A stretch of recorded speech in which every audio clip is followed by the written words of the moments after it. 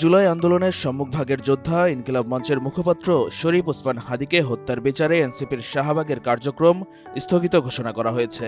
সার্বিক পরিস্থিতি বিবেচনায় ঢাকায় জুমার নামাজের পর শাহবাগের অবস্থান কর্মসূচি স্থগিত ঘোষণা করেছে জাতীয় নাগরিক পার্টি এনসিপি।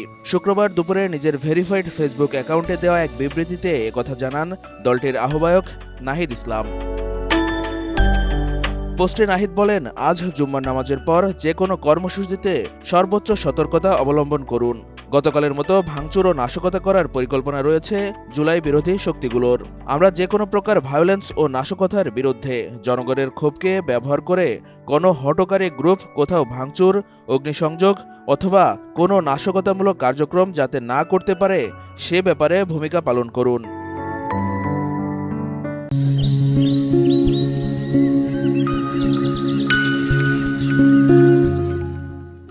তিনি আরও বলেন, সার্বিক পরিস্থিতি বিবেচনায় ঢাকায় জুমার পরে আমাদের শাহবাগের অবস্থান কর্মসূচি স্থগিত করা হলো।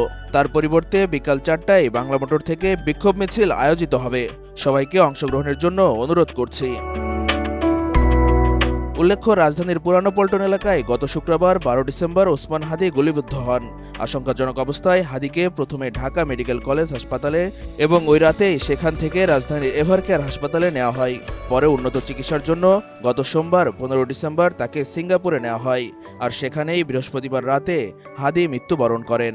তারপরই জুলাই যোদ্ধা ও এনসিপি নেতারা শাহবাগে অবস্থান নেন এবং বিক্ষোভ করতে থাকেন।